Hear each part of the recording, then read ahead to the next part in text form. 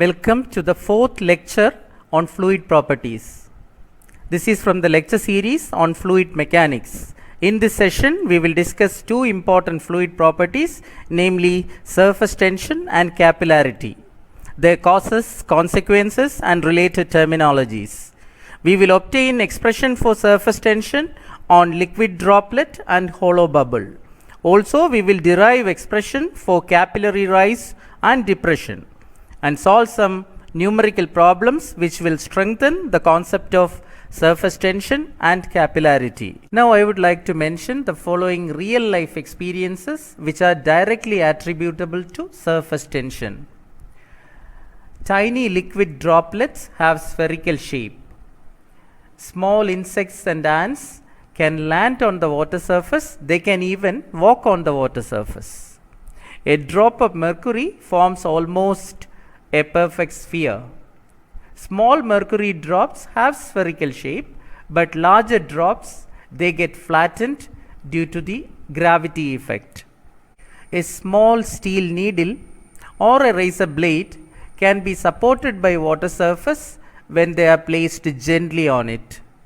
Now consider capillarity or capillary effects, that is the rise or fall of a liquid in small diameter tubes when inserted into the liquid. So some liquids like water exhibit capillary rise, whereas liquids like mercury shows capillary depression. A real life experience of capillary effect in nature is the rise of sap in a tree, that is sugar and the dissolved mineral contents in water that reaches to the top of the tree from the root through the capillary effect. There are hydrophobic surfaces and hydrophilic surfaces. Hydrophobic surfaces are water repellent. They will not allow the wetting of the surface. For example, lotus leaf, and which exhibits what is known as lotus effect. That means it's a self-cleaning property, and which we will discuss in detail towards the end of this session. Hydrophilic surfaces are the ones which attract water. That means these surfaces will readily get wet. There is a category of substances called surfactants, which are additives when added to liquid will change its surface tension. All these real life instances are consequences of surface tension. So what exactly is surface tension? And what is the cause of this interfacial tension, which we will discuss next. As the name implies, surface tension is the tensile force acting at the interface between a liquid and a gas, or between two immiscible liquids. Due to surface tension, the liquid surface behaves like a stretched elastic membrane. That is, the liquid surface acts as an elastic membrane under tension. Surface tension is predominantly due to the intermolecular cohesive force. Cohesive force means the intermolecular force of attraction between the molecules of same kind, which in this case is the intermolecular force of attraction between liquid molecules. Surface tension is denoted by the Greek letter sigma. SI unit of surface tension is Newton per meter. Its MKS unit is kilogram force per meter. Now, how is this surface tension developed at the interface? In order to understand that, let's now consider this diagram. Here we have a vessel that contains a liquid in contact with air. Now consider two molecules, one in the interior of the liquid and one at the free surface of the liquid.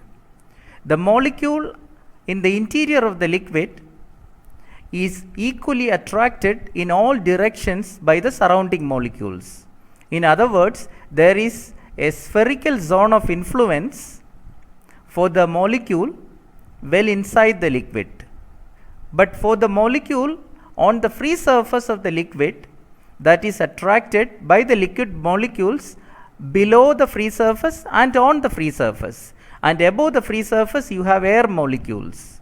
The force of attraction between the liquid molecules and the air molecules is weaker compared to the cohesive force of attraction between the liquid molecules. As a result, every molecule on the free surface will experience a net resultant downward pull.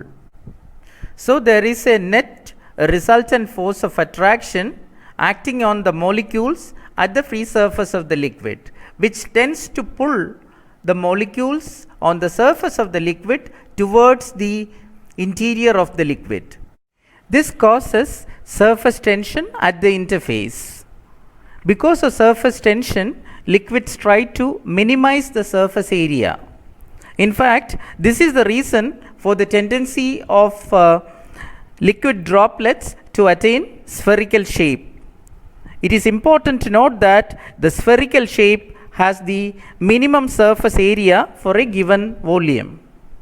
In fact, the other real life examples we mentioned earlier, that the water surface supports small steel needle and the razor blade, it is because of the surface tension that supports the weight of these objects.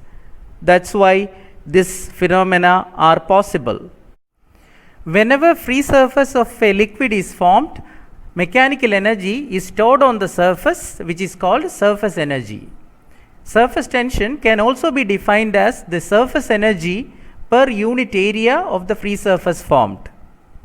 It is measured in joule per meter square. In fact, joule per meter square is equal to Newton per meter, because joule is equal to Newton meter. So joule per meter square is equal to Newton meter per meter square, which can be simplified as Newton per meter. SI unit of surface tension is Newton per meter. Surface tension is a binary property of liquid and gas defining an interface. Commonly and conventionally, we speak of surface tension for liquids only at liquid-liquid or liquid-gas interface. Now, considering the variation of surface tension with temperature. Surface tension decreases when temperature increases. And what about the variation of surface tension with pressure? The effect of pressure on surface tension is negligible. Whenever there is a curved interface between two liquids or between a liquid and a gas, surface tension causes a pressure difference across the interface. The greater pressure then will be on the concave side than on the convex side. In order to clarify this matter, consider this diagram. Here we have a glass tube which contains mercury, water, and that water is in contact with air. Now we have two interfaces here. One is mercury water interface named as 1, and we have the second interface that is between water and air. For simplicity, I have redrawn the interfaces, the shape of the interface over here. So interface 1, that is mercury water, the shape is like this, and here the concave side is the bottom side or the lower side. So surface tension creates a pressure difference across this, that is a pressure jump. So the greater pressure will be on the concave side, here it is on the lower side. And whereas consider the second interface between water and air.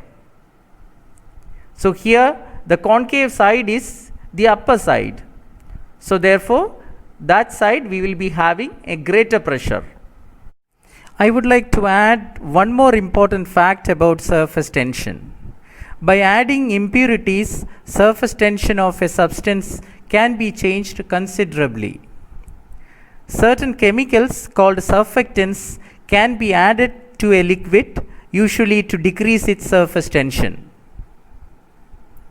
Soaps and detergents lower the surface tension of water, which enables it to penetrate into the small openings between the fibers for more effective washing. Now we will consider the surface tension on a spherical liquid droplet.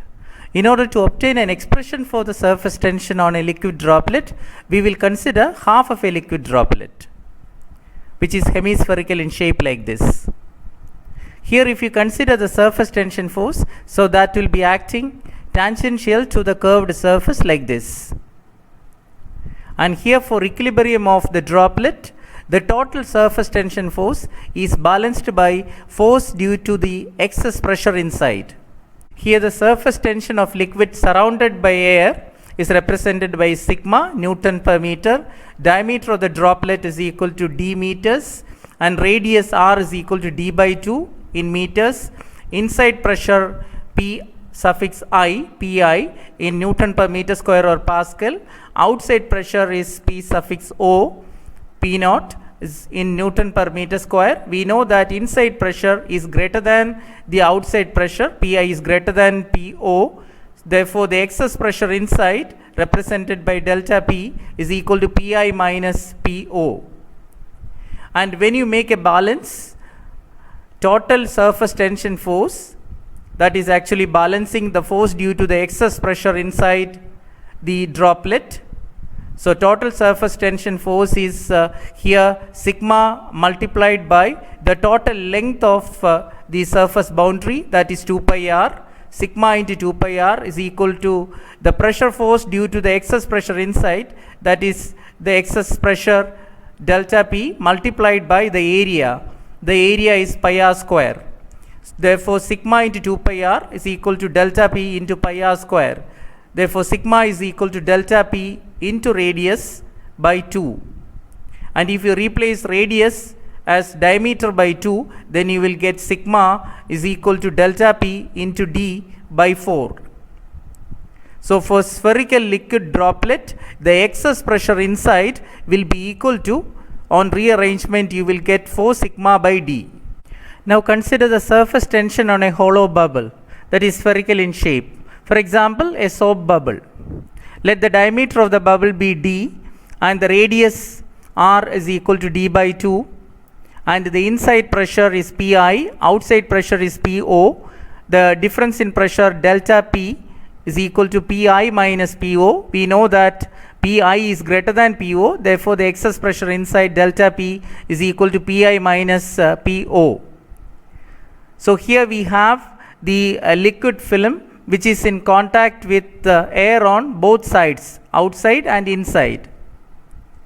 So for equilibrium of this hollow bubble, we have to consider the surface tension acting on the thin film on both sides of it, both interfaces. So here we have, for equilibrium, the total surface tension force is equal to the force due to the excess pressure inside. So the total surface tension force will be sigma into the interface boundary length, that is the circumference of this circle, that is 2 pi r, sigma into 2 pi r. For two surfaces it will be 2 into sigma into 2 pi r. And the force due to the excess pressure inside, that will be delta P multiplied by the area of the surface. So here we have pi r square as the area of the circular surface. Equating the two, 2 into sigma into 2 pi r is equal to delta P into pi r square. On simplification, you will get sigma is equal to delta P into r by 4. Replacing r is equal to d by 2, you will get delta P into d by 8. Therefore, for a hollow bubble, the excess pressure inside delta P is equal to 8 sigma by d. Now we will consider a numerical problem on surface tension. The question is this: what will be the diameter of a water droplet if the inside pressure is 1.018 bar absolute, outside pressure corresponds to standard atmospheric conditions? Assume that the surface tension of water in contact with air is 0.0075 kilogram force per meter. The surface tension of water in contact with air, that is given, sigma is equal to 0.0075 kilogram force per meter. We have to convert that into SI units. 0.0075 into 9.81 will give you the surface tension in Newton per meter, because 1 kilogram force is 9.81 Newton. So surface tension of water in SI units is equal to 0.073575 Newton per meter. The inside pressure Pi, that is given, 1.018 bar. 1 bar is equal to 10 raised to 5 Newton per meter square. Therefore, 1.018 bar is equal to 1.018 into 10 raised to 5 Newton per meter square or Pascal. The outside pressure corresponds to standard atmospheric conditions. Therefore, outside pressure PO is equal to 1 atm. 1 atm means 1.01325 bar, which is equal to 1.01325 into 10 raised to 5 Newton per meter square or Pascal. The excess pressure inside the droplet, delta P, is equal to Pi minus PO. Therefore, delta P is equal to 1.018 into 10 raised to 5 minus 1.01325 into 10 raised to 5. That will give you 475 Newton per meter square or Pascal. So, excess pressure inside delta P is equal to 475 Pascal. Now, for a spherical liquid droplet, we have the relation excess pressure inside delta P is equal to 4 sigma by D. From that, you can find out diameter of the droplet. Therefore, D is equal to 4 sigma by delta P. So, 4 times sigma in SI unit, that is 0.073575 divided by delta P, that is 475. So, therefore, the diameter is equal to 0.619 into 10 raised to minus 3 meter. In millimeters, if you multiply this by 10 raised to 3, you will get the diameter of the droplet as 0.62 millimeter, less than 1 mm. Now, we will discuss capillarity or capillary effect. It is the consequence of surface tension. It is defined as the rise or fall of a liquid in small diameter tubes inserted into the liquid. The phenomenon of capillary effect, that is capillary rise or depression, depends upon the surface tension of the liquid, material of the tube, and the surrounding gas in contact with the liquid. We can have two cases, that is, one is a rise of liquid in the small diameter tube or the fall of liquid in the small diameter tube, called capillary. In fact, the small diameter tube or confined channels are known as capillaries. So, the case 1, capillary rise. A liquid wets a solid surface and results in capillary rise when the adhesion is greater than cohesion. Adhesion means the intermolecular force of attraction between the molecules of different kind. For example, force of attraction between the molecules of liquid and molecules of solid surface with which it is in contact. And cohesion, on the other hand, that is intermolecular force of attraction between the molecules of same kind, that is between the liquid molecules. So, when you consider water in a glass tube, water has more affinity towards glass. So, its adhesion is greater than cohesion. So, it will definitely wet the solid surface and it will result in capillary rise. So, capillary rise is exhibited by water. So, the water in the narrow tube will rise above the general adjacent level, and that is indicating here the height h indicates the capillary rise of water. Now, case 2. A liquid does not wet a solid surface and exhibits capillary depression when cohesion is greater than adhesion. That is, the intermolecular force of attraction between the liquid and solid molecules will be less and cohesion will be more. So, in that case, the liquid will exhibit capillary depression. So, that means the liquid in the capillary, that is the narrow tube, will fall below the general adjacent level of liquid. So, the mercury exhibit capillary depression. Here the height h indicates capillary depression.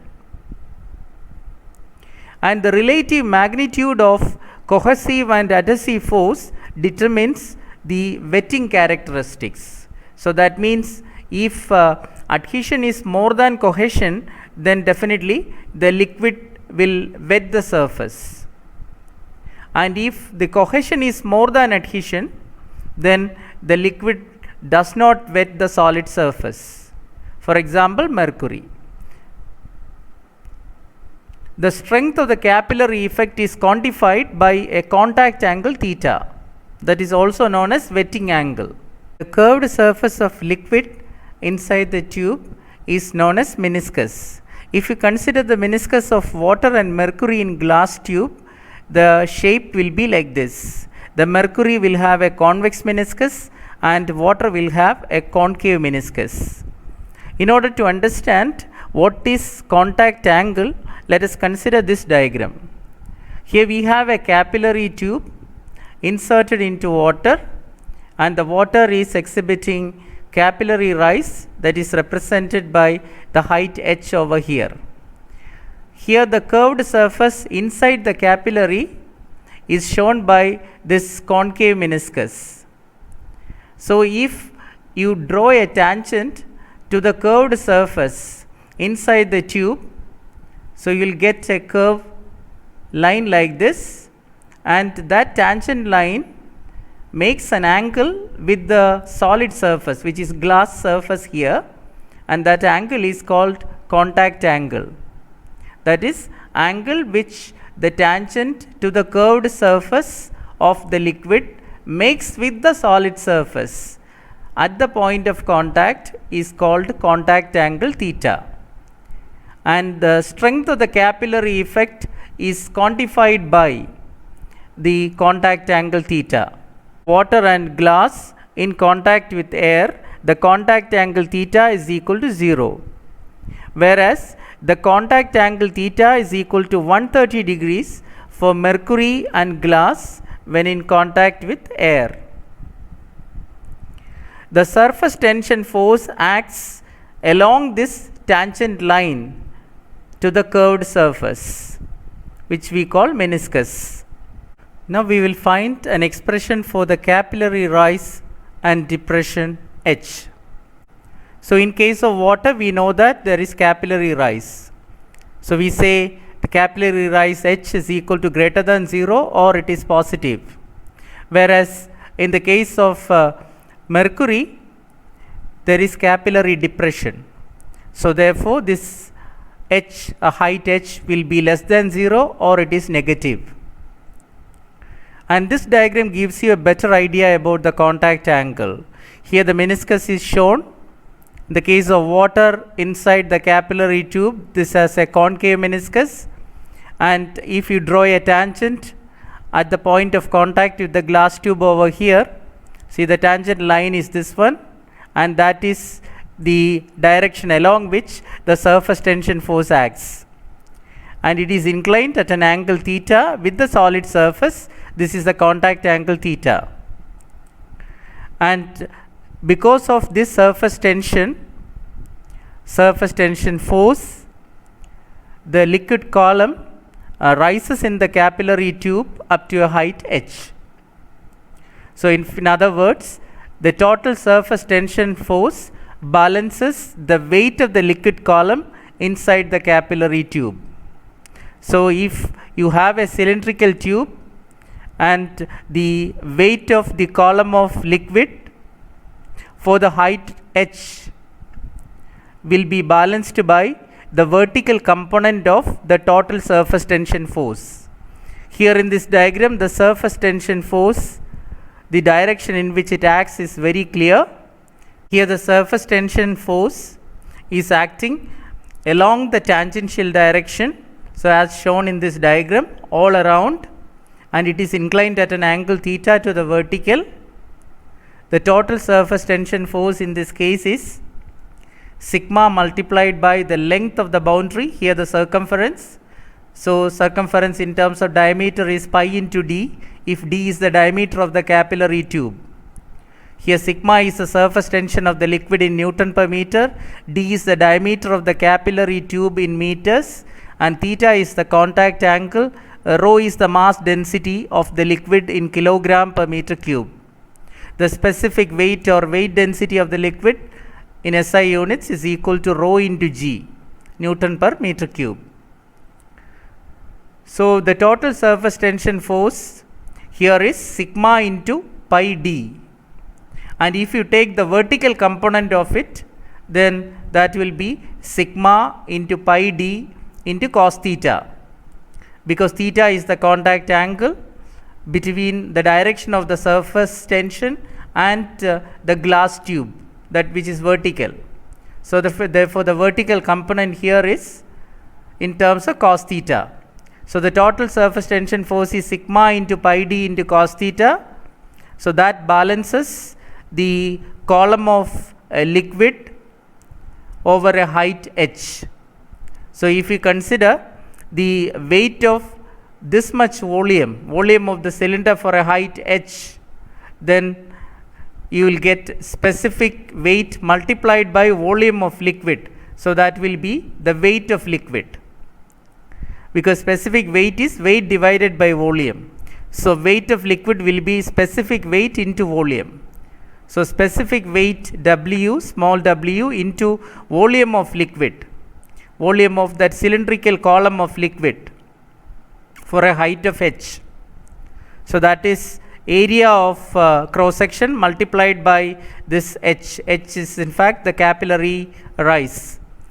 So area pi by 4 d square in terms of diameter, it is pi by 4 d square into h, that is the volume of liquid column in the capillary tube for a capillary rise of h, that height h, multiplied by specific weight, that is rho into g, that will be the weight of the column of liquid inside the capillary tube, which is the balanced by the vertical component of the total surface tension force. So if you equate the two, so you will get sigma into pi d cos theta is equal to rho g into pi by 4 d square into h. On simplification, you will get 4 sigma cos theta is equal to rho g d into h.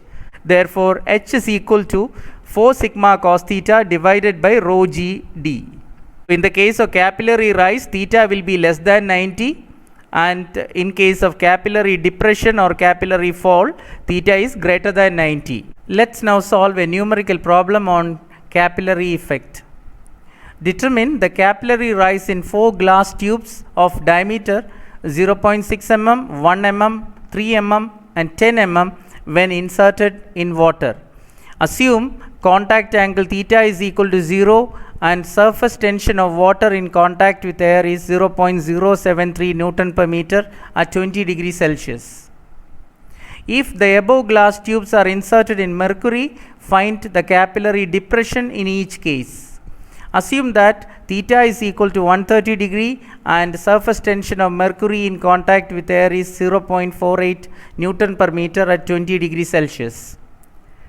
And we have got a common expression for capillary rise and depression given by h is equal to 4 sigma cos theta divided by rho g d, where sigma is the surface tension of liquid in contact with air, and theta is the contact angle, and rho is the mass density of the liquid, g is the gravitational acceleration, d is the diameter of the capillary tube. And from this relation, it is very clear that the capillary rise or capillary depression of a liquid is inversely proportional to the diameter. So as the diameter increases, the capillary rise decreases and vice versa. So now we consider case 1. We have 4 different capillary tubes of diameter 0.6 mm, 1 mm, then 3 mm and then 10 mm. We know that the contact angle in the case of water in glass tube in contact with air, theta is equal to 0 degrees. So h is equal to 4 sigma cos theta divided by rho g d. So we substitute the values here. So 4 into 0.073 into cos 0 divided by the mass density of water is 1000 into 9.81 into diameter, let it be d itself. So we will get an expression for the capillary rise of water in terms of diameter. So h is equal to 2.976 into 10 raised to minus 5 divided by d, that much meters. provided you substitute diameter of the capillary tube in meters. Now what we can do is, we can substitute the diameter of the capillary tube in this expression in order to get the capillary rise of water in the respective tube. So first let's consider case 1. So case 1, the diameter is 0.6 mm. So that means 0.6 into 10 raised to minus 3 meter. So if you substitute the diameter in this expression for h is equal to 2.976 into 10 raised to minus 5 divided by d, where the diameter is 0.6 into 10 raised to minus 3 meter. So we will get h is equal to 0.0496 meter, that is approximately 0.05 meter, that is equal to 5 centimeters. So the capillary rise of water, when you use a capillary tube of 0.6 mm, is equal to 5 centimeters. Now we consider the second case when the diameter is 1 mm, that is 0.001 meter. So again substitute the diameter in meters in the expression for capillary rise. H is equal to 2.976 into 10 raised to minus 5 divided by d. So on substitution you will get capillary rise h is equal to 0.0297 meter. So that is approximately equal to 0.03 meter, which of course is equal to 3 centimeters. So when the capillary tube diameter increases from 0.6 mm to 1 mm, the capillary rise that decreases from 5 centimeter to 3 centimeter. Now the third case, the diameter of the capillary tube is 3 mm, that is 0.03 meter. So in that case, capillary rise h is equal to 0.0099 meter, which you will get by substituting the diameter in this relation for h. So h is equal to 0.0099 meter, that of course is approximately equal to 0.01 meter, that is equal to 1 centimeter. So the last case, when diameter is equal to 10 mm, that is 0.01 meter, on substitution of diameter in meters in this expression for h, you will get capillary rise as 0.00297 meter. So that is equal to 0.3 centimeters, that is equal to 3 mm. So as the diameter increases, the capillary rise decreases, and vice versa. And now you consider mercury. So case 2, mercury, here theta is equal to 130 degrees and surface tension sigma of mercury in glass tube while in contact with air is equal to 0.48 Newton per meter. Rho is equal to 13,600 kilogram per meter cube for mercury, that is mass density of mercury. So the same expression h is equal to 4 sigma cos theta divided by rho GD. So you will get h is equal to minus 9.25 into 10 raised to minus 6 divided by d, that much meters.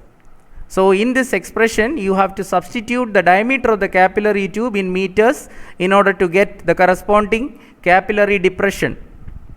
So we have 4 cases. So when the diameter d is equal to 0.6 mm, on substitution of diameter in meters, you will get h is equal to minus 0.015 meter, that of course is minus 1.5 centimeters. When the diameter d is 1 mm, that is 0.001 meter, h is equal to minus 0.0093 meter, that is equal to minus 9.3 mm. When diameter d is equal to 3 mm, you will get capillary depression as minus 3.1 mm. So d is equal to 10 mm, that is h is equal to minus 0.93 mm. And negative sign shows that it is capillary depression. And finally, we consider hydrophilic and hydrophobic surfaces. A hydrophilic surface is the one which attracts water, That means it readily gets wet. It has greater affinity for water, where the contact angle theta that is shown over here, that is less than 90 degree. Whereas a hydrophobic surface, which is basically a water repellent one, the contact angle theta as shown over here, that theta is greater than 90 degree. A super hydrophobic surface or ultra hydrophobic surface is the one which has got a contact angle greater than 150 degree. That means such a surface is extremely water repellent.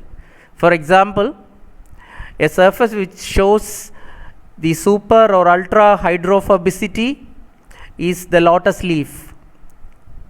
And in fact, we call the self-cleaning property of such surfaces as the lotus effect. The dust and dirt on such surface will be removed by the water droplets falling on the surface, but the surface will not get wet. Here we have a surface showing super hydrophobicity. So in nutshell, for hydrophilic surfaces, the contact angle is low and the adhesiveness is good and the wettability is also good. And whereas for hydrophobic surface, the contact angle theta is high and adhesiveness is poor, wettability is also poor. And even for hydrophilic surfaces, if the contact angle is less than 5 degrees, then such surface is shown to exhibit super hydrophilicity. With this, we wind up this lecture. Have a happy learning experience. Thank you so much.